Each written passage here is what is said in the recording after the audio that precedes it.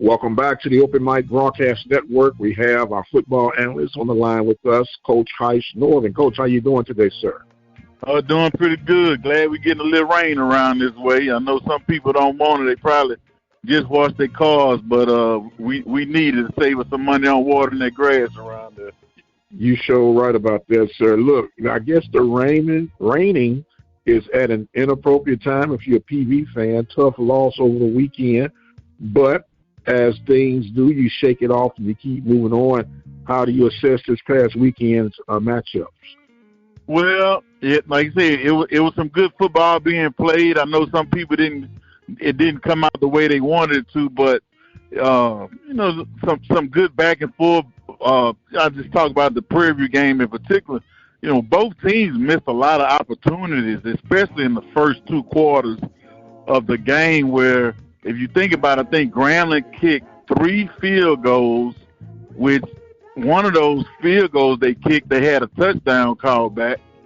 And then Prairie View got down a couple times, and their very reliable kicker missed one right before halftime. And like I say, just a couple throws here and there that could have made a big difference in the ball game for both teams. But like I say, it was a good game, but like you say, somebody had to lose it.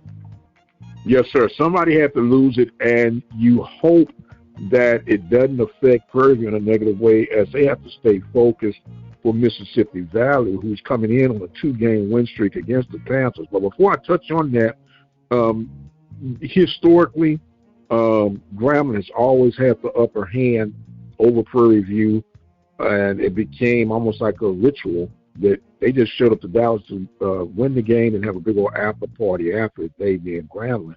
And of late, Prairie View had turned things around, had 5 consecutive wins, and some would even dare to say that was part of the demise of Coach Fobbs because he couldn't get over the PV hump. Coach Jackson comes in, neutralizes things, and it was a very chippy game, which is expected when you got one team who wants to reassert their dominance, another team who wants to try to maintain and prove that they're better than what's been picked at number 5. And some things, depending on who you ask, got a little personal toward the end. You being a coach, you've been in similar situations like that. It's a 2-part question. Do you think it was that big of a deal for the last touchdown to be scored? Or do you think people just need to get over it? Well, I look at it, sort of 2 ways.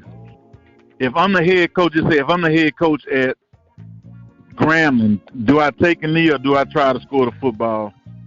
I would say depending on the situation, it's early in conference play, so you have all these tiebreakers in place that may come down to it. So point differential is a tiebreaker. The other head coach in me, still being at Grambling, says, look, I know I have this game in hand. Let's take a knee so I don't get someone injured. And I know a good friend of mine that played football at LSU that got his ACL torn the very last play of a game. Instead of the coach taking a knee on the ball, they ran and the guy got his knee rolled up on. And it messed up the guy's professional career, in my opinion. But,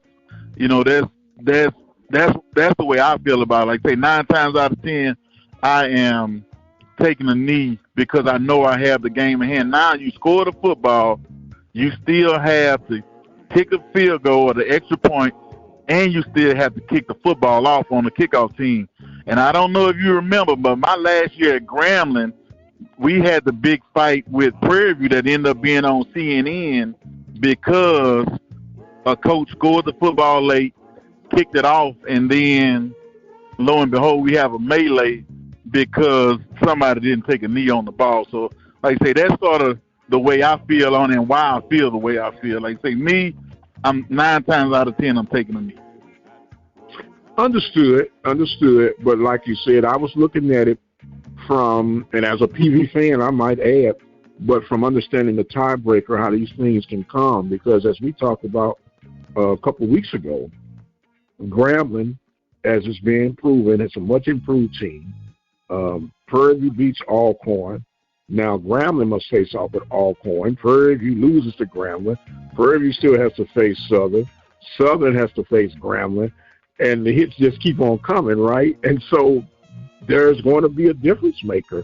And I didn't like it, but you have to deal with it and adjust and move on. But I'm hoping that this does not affect Prairie View as they face off against Mississippi Valley.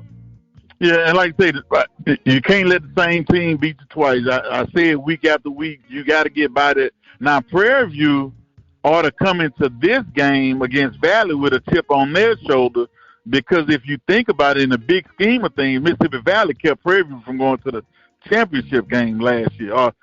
Some people say Prairie View kept themselves from going, but the loss to Valley kept Prairie View from playing against Jackson in the SWAC championship. So if I'm Prairie View, I got a chip on my shoulder because of what they did to us the last 2 years. Now, the year before that, Prairie View literally had nothing to play for when they played Valley. The last time Valley came to Prairie View, I think that was Coach Dooley's last year, where, they didn't even play some of their starters, which is very understandable. But at the same time, they probably thought we still can win this game if we go out there and our tools play well. So it's one of those, who has the bigger chip?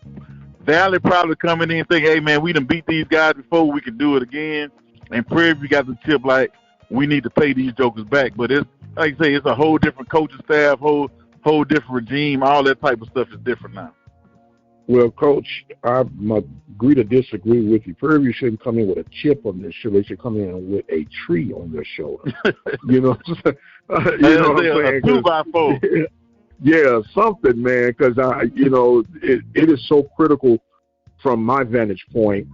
How they respond this week is going to be a huge determining factor of how I see this team moving forward throughout the rest of the season. There's still a lot of ball to be played, and with that being said, things are now looking like the lifeline has been emerging for the Southern Jags right now. Yeah, like I say, when they were losing those games to Alabama State and Jackson State, I still was saying that they still have all their goals in front of them because they hadn't lost a conference game. So, they went up to Pine Bluff and win that game. Now they have Florida A&M coming in, which I'm not sure if that's a conference game or not, how it's going to be counted. But at the end of the day, they in the SWAC. So, I count them all as a SWAC game. I want to win. But they still have all the Western Division games left down the homecoming, the final stretch of the season. And they control their own destiny, much like Grambling does as well. Yes, sir. It will be considered a conference game when they face off against FAM. Now, we do know that although FAM is playing a high caliber of ball, there's still a question mark for many throughout the conference about the quarterback play. But my thought is this: as long as he can manage and don't lose the game, they have a strong enough defense to keep them in majority of the games they'll be up against. Yeah, I looked at it and I saw he completed 50% of his passes last game. And that's not what they thought they were going to get. The guys coming in, preseason conference player of the year, and he is struggling a little bit. You think the other guy that was up for conference player of the year is not even playing in body. So it's a lot of struggles going on at the quarterback play. And then you look at Southern's blood goes 18 for 20. So maybe that week off helped him. But I don't want to say, but I think something may be going on from an injury standpoint with Moose. If you remember when they played, I want to say the Jackson game, he got hit on the hand or elbow, sort of funny. And a lot of times that can mess with how you throw the football in terms of, can you feel it? Can you grip it? Is it coming off your fingers right? And I told some people when I went to the Texas Southern Prairie View game, I say something's got to be wrong with Body's arm just because of the way he was holding the football. It's almost like he was shot putting it, and his throwing action didn't look the same. So, when you have those types of injuries, sometimes you want to keep playing through them as a quarterback, but sometimes you can maybe do more damage than harm. You're not yourself, but everybody wants you to be yourself. Right. Well, we got the latest news from last week that Body has declared himself a medical redshirt year, which will preserve him, and be put on the shelf for the remaining of the season, which is turned around the total dynamics of Texas Southern. So you pray that they can keep the rally together, and for Coach McKinney's sake, because it's obvious that the pressure has definitely increased now from Texas Southern. Yeah, like I say, I would hate to be in Coach's position because, to be honest with you, I don't even know how I would handle the situation. Do I want, and it depends on what type of kid he is, or person he is. Do you want him around still being in the locker room or at practice, or do you not want him around if he's a distraction, a kid that may be not in tune or not paying attention at practice? He's just out there, but mentally he's not out there. Now, if he comes out there and he may see the things more from a player standpoint, and he can get some things through to the backups that differently from the way that the coaches see it. Like, for me, if I have a young niece or nephew, I always let another kid teach them how to ride a bike, because that kid can talk to them a little bit different than the way I can. Sometimes a player can get something through to another player. So it's different things like that. Now, it depends on what type of person that kid is. Do I still want him around the program? For lack of a bit, like say, if he's gonna be a distraction, then I'm gonna have to bring him in and say, look, you only show up on game days, or you only come on Thursdays, or one of those types of things, because I don't need you out there and you're not in tune with what we're doing. Yes, sir. Yes, sir. And speaking of being in tune, Jackson State will be facing off against Alabama A&M. Huge game for Jackson, and they seem to be having their mojo turned around right now. Yeah, and you think about it, Alabama A&M's quarterback was at Jackson State at one time, and he got going pretty good last week. They started off getting him some easy throws, and like I said, I think he just carried over to him. But the main thing is going to be, can he keep it up and don't get too excited, because he is playing against his former school, which it can happen for some guys, but they can lose their focus, especially if they have some success early. They don't keep focusing on the little things. Then they start thinking about, I got to show these guys, and then he's out there trying to play hero ball instead of staying within the game plan. So I still think at the end of the day, Jackson's defensive line is going to give Alabama A&M some issues. And then it sort of depends on, are they going with a quick passing game and getting the quarterback on the move, or are they trying to drop him back and have him read? Because that can make a big difference in how long you have to protect.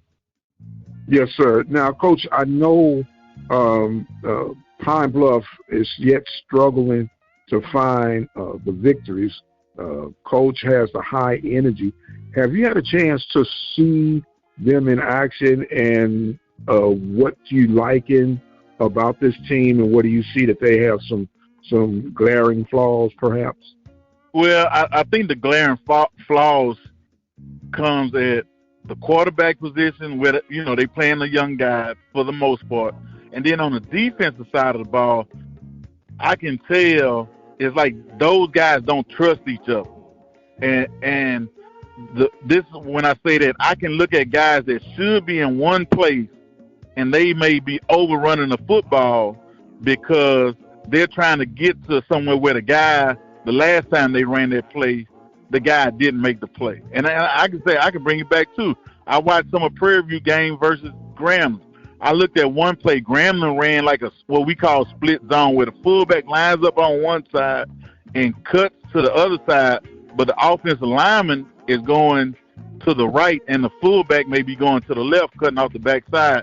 And I looked at one of Grambling's touchdowns. The linebacker took off running to the left, where his gap that he was responsible for was wide open, and he just took off, and he actually ran into another linebacker. So that lets me know that he probably got frustrated because whenever they were running to the left, somebody on that side didn't make the play, and he just took off saying, I'm going to go to the ball over there, and lo and behold, the ball came back right where he belongs. So that's how you can tell that guys may not be either trusting each other or trusting the scheme a little bit. They trying to do things that they shouldn't be doing, and it messes up for everybody else. Then he probably going to go back and look at the film and say, man, if I would have stayed in my gap, we make that tackle at the line of scrimmage or for a 2 or 3 yard loss. Right. Well, that all kind of ties into not only trust but discipline. Yeah. And staying, as we all like to say, in your lane. We know. Yeah, and okay. Go ahead, Coach. Go ahead. No, go ahead. It's a hard thing to do as a player because I've done it myself. Just say we play, especially when you play against option teams, that they, you talk dive quarterback pitch, and when the guy don't take the quarterback, the next thing you saying, well, I'm gonna take the quarterback if they run the same play, and lo and behold, you're responsible for the pitch, and we got 2 guys on the dive that play, and nobody's out there for the pitch. So that's what I'm saying is especially if you're seeing the same play repetitively, it's hard for you to do what you're supposed to do over and over again. If somebody else not doing their job early, you start saying, well, I'm going to do their job. And lo and behold, when you don't do your job, that's when the ball goes right where you belong. Right. And see, and here's what the gray area is for me, especially when it comes to you coaches. People sitting the eye in the sky, they're looking, and everybody's a great DC OC from sitting in the stands, right? But you could prepare a guy to do their job, and you went over film, you've gone over notes, and you've given out specific assignments, because a lot of people don't understand. They think you just run toward the ball, but everybody has an assignment and a role to play, and if you execute it, you really should win more than you lose. But when you get a guy who takes matters into his own hands, he goes in when he should have stayed outside containment. People say, well, that's bad coaching. That's not necessarily bad coaching. And then they're quick to say, well, you need to pull that guy out and put somebody else in. He's number one for a reason, right? Yeah, and it's pluses and minuses to everything you said. So I remember talking to a coach in Dallas, and he said it's not only the coach's job to put a kid in position to make a play, it's the coach's job to make sure that he makes the play. He's like, I don't want to hear anything about, well, coach, he was right there and he missed the tackle. Well, we need to make sure we work on whatever we need to do to make sure he doesn't miss that tackle. Now, sometimes tackling, making tackles come down to speed. That's the main thing a lot of times, is just positioning. The other part that you said is just sometimes you do have to pull a guy out and find out either what is he thinking, why did he do what he did, and maybe put somebody out there for a couple of plays just to find out what's going on, depending on the position. And especially if it's a younger guy, you may want to pull him a little bit sooner. Now, older guy, you feel like I can trust this guy because I've seen him do it on multiple occasions. So it's a fine two-way street on the pulling a kid and leaving the kid out there. Now, if it's just you can say a lack of discipline, that's one thing, but the assignment part play a factor in it, and then the other thing was, what did the kid think? Like I say, you never want to hear a coach say, I thought, but you really need to hear what the players thought or why they did what they did, because sometimes in their mind, it makes perfect sense to them why they did what they did. Right. Well, I know that could be probably one of the most frustrating things as a coach. Well, man, we just went over this. We've been going over this for the whole preparation of this game, and they're doing complete opposite. And so it is what it is. And I'm trying to make sure I'm not missing another game of significance this week, even though all conference games are of significance, and going back and forth. The East, I don't want to jump the gun, but is fans for the losing as far as I'm looking at it. But this West is just totally congested, is it not? Yes, it is. And we sort of figured it was going to be like that. If you remember talking from the beginning of the season, it was a lot of talk about somebody on the West may win it with 2 losses. more than likely. So it looked like it's probably gonna come down to that. So it's one of those. It looked like what we said was gonna happen is going to happen.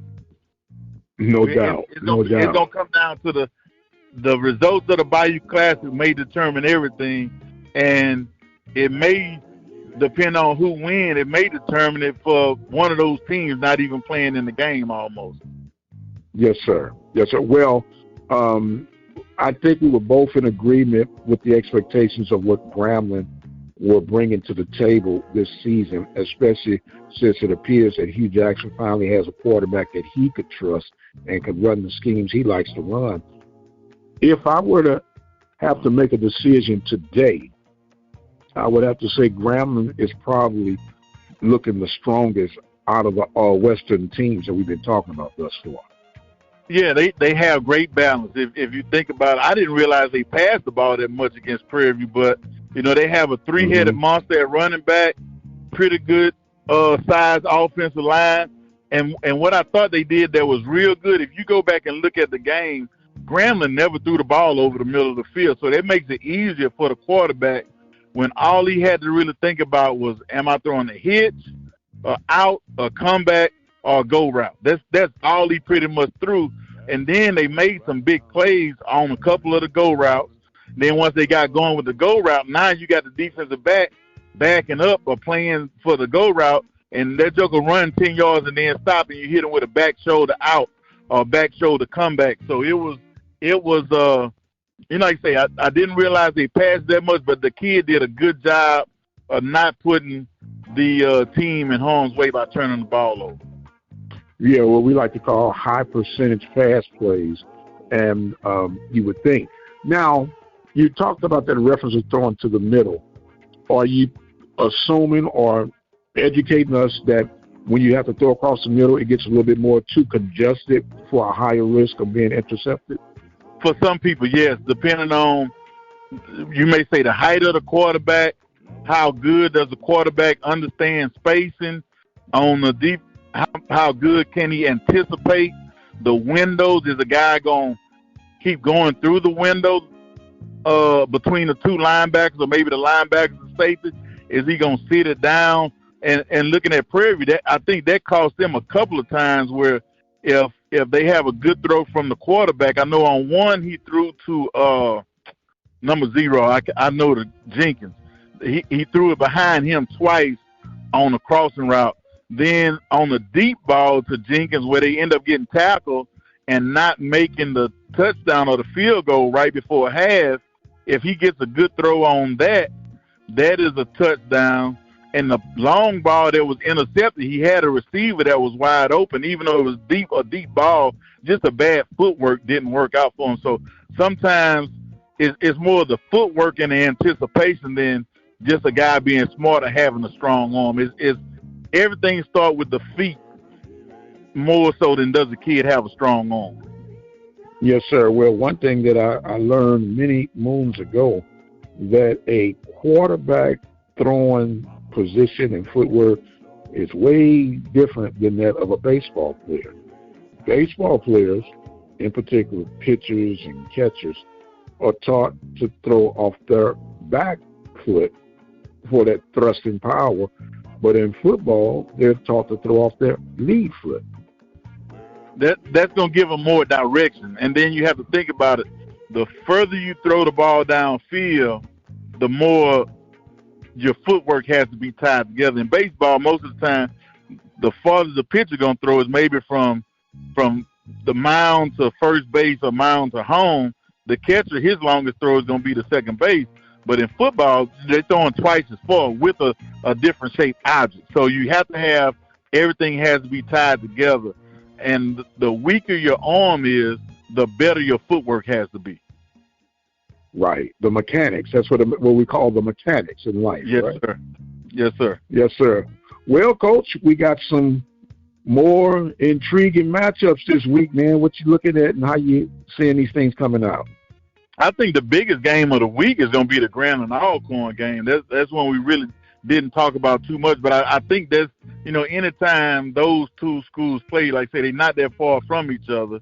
But I think that's going to be a big one in determining what's going to happen in the rest of the SWAC West race. Both of them going to be able to run the football pretty good.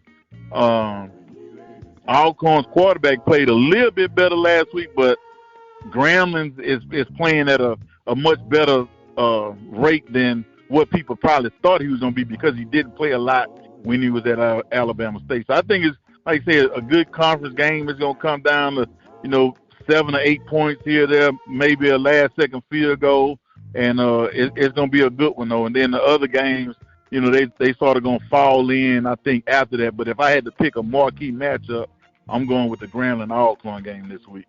Do you dare to pick a winner, sir? I'm going to have to go with the Tigers on that one. If they still get the same play that they get from the quarterback. And like I say, man, Grambling did something a little bit different that I hadn't seen them do. They were pulling 3 guys on their counter at times. Now, were they supposed to do it? I don't know, but it's hard as heck to stop a team that's pulling 3 people, and you still have to respect the quarterback pulling the ball, going opposite all those pullers. But I just think that they probably going to give Alcorn a little bit more than they can handle in the running game. Well, I know your sister might not appreciate me saying this, but I need Alcorn to kind of slow them Tigers down this week so that Prairie View can jump back in this thing, man, so they can try to hold it down. But Prairie View, meanwhile, has to take care of business. It's crazy who you will pull for in order to get to where you need. At the end of the day, some of the Prairie View fans gonna end up being Texas Southern fans down the road. So you never know what's gonna happen in order to get to where you need to be.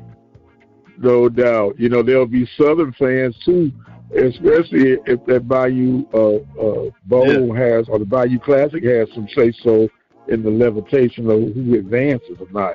So that's what it's all about, and that's why we do what we do, Coach. And look, I want to give you some closing thoughts. And I don't know why when I talk to you got me all messed up from the beginning of the season, talking about them beer burgers, man. Every time I hear from you now, I'm thinking about them beer burgers, man.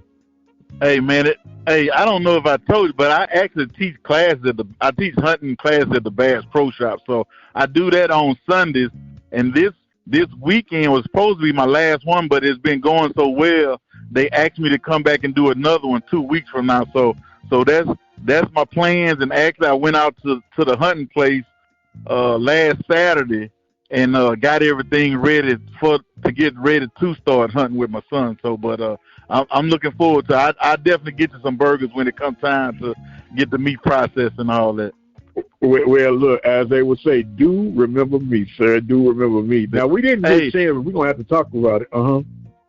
Now, I was going to, you were talking about my sister, and it sort of led me to, we were talking about just how family gets involved in football. So I was thinking about a couple things that happen when you talk about family and football. Just sometimes the coaches around the office are, the family asking for tickets and all that kind of stuff. So my very first year at Prairie View, we played Southern in Baton Rouge, and our benches at the time were on the track. So I would always have a defense go and sit together on the bench no matter what was going on, just in case we had to make an adjustment. So I go stand away from the guys, and I just hear the guys sort of arguing and cursing and stuff. So, but they arguing with somebody in the stands. So I'm like, hey, man, y'all sit down. Don't worry about them people. So he's like, Coach, this dude up here won't leave us alone. So I said, man, who y'all talking about? So I look up there. They say it's a guy right there, the little light-skinned dude. Well, lo and behold, it's my cousin. He's like one of the biggest Southern fans in the world. So I tell him, I say, hey, man, and I don't even think he knew I was coaching at Prairie View. He's like one of a cousin that's not really a cousin. But anyway, I say, hey, man, leave these guys alone, because if I see you at my grandma's house, I'm going to beat you up. I was like, I'm going to mess you up. If you keep, like, these my guys, leave them alone. Hey, Mike, this is a true story. I have not seen that guy since that game. and that's been over 10 years ago. so like I say, that's, you know, when that family get involved, you know, it's a whole different ball game. Now look, I'm gonna have to get on your defensive unit. I know it's 10 years. They're not supposed to have rabbit ears, Coach. Hey, You're not supposed to have like, rabbit ears. If you know him, he got a real high, squeaky voice that makes it even worse. And he's not the biggest person in the world. So I think once he saw that he could get under them guys' skin, oh man, he really went into it. And you know, I know the kind of person he is, but you know, you just have to know how. You know, they say when you see you getting to somebody, oh man, that make it even worse. Them on. Yes, sir. You just brought up a story. See, now one thing, the SWAC, I miss it, but I get it, but I sure miss it. SWAC was a smack talking conference, man. And you was going to get it from every angle and every direction. And some of them would be classic. You could let them see that they got you and it was funny, but you have to chuckle to you, man, that was a pretty good one. But yeah, I miss that, Coach. I really do. I can't lie and say, you know, and I appreciate the corporate levels and the improvement, but I miss that identity of smack talking, not disrespectful, but just proud of the colors you're representing, proud of the school and proud of the conference as a whole, because it's all we had. You know, but we was just doing our thing.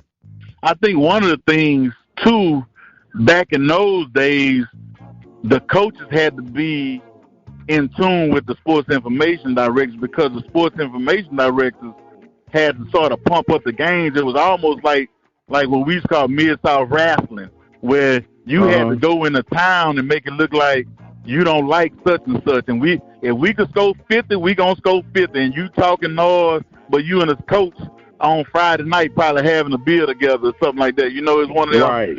One of them types of, hey, we need to talk this game up some more. And I can remember also being at Prairie View when Doug was the head coach at Grambling. And, you know, I worked for Doug for quite a few years.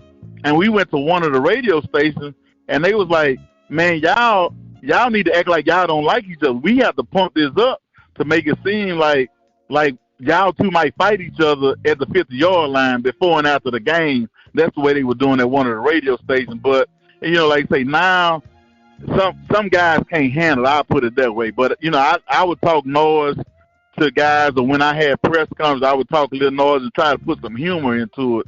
But I love the days of the Archie Coolers, the Eddie Robinsons, the Marino Chasms on that old SWAC tour and stuff like that. So I remember those days of going and just sitting there. And, man, it was almost like going to a Def Comedy Jam when you listen to those old coaches sit around and talk. Yeah, and some of them sayings, man, you like, how and where did he come with that one? And, you know, and I got to remember it so I don't mess it up when I have to repeat it to someone. And it's like, and I know we're in the world of political correctness, and like I said, I get it. But one of the things that I can remember so much, especially in baseball, if a guy strikes out with like bases loaded or something like that, and he's walking back to the dugout, someone would shout out, "Your teammates hate you." Yeah. You know, they will put you out. They will put you out now, man. You can't talk crazy like that no more. Yeah, man. But that's part of the home field advantage. Man, they getting real sensitive. I was telling my son the year I played baseball at Southern, we had a big squad, for lack of a better term, with Grambling. So they put everybody out of the dugout. So each team got to keep one pitcher and one replacement player. And it might have been like the eighth inning when it happened. So just imagine going to a baseball game and you have more people in uniforms sitting in the stands than the dugout. But the crazy thing about it, like when we would go play in Grambling, they players would come pick us up from the hotel and take us out the night before the game, and everybody hung out. And then we get to the stadium and talk about what a good time we had. Then we go play baseball and go at it, you know. So you probably still see some things like that, but the coaches can't really sort of get into it like that anymore because of, like you say, either the political correctness, and then some guys got their feeling on their shoulders and don't want to be they don't want to be fronted on, or, you know, nobody wants to be embarrassed, but you know that all come with it though. Yes, sir. Well, if I'm hearing Coach maybe we need to get a petition signed up, man. Bring the SWAC back. How about that? Bring the SWAC back. Yeah, I think they need to have it a little bit on the conference call, but everybody want to be all nice and all that kind of stuff. And some people say, well, if you listen to one coach, you heard them all. But if you listen to, you can watch a game on Saturday and don't put the sound on till a halftime interview. If you go from one game to another, you would never know who's playing because every coach saying we need to stop the run, we got to get some turnovers, we can't turn the ball over.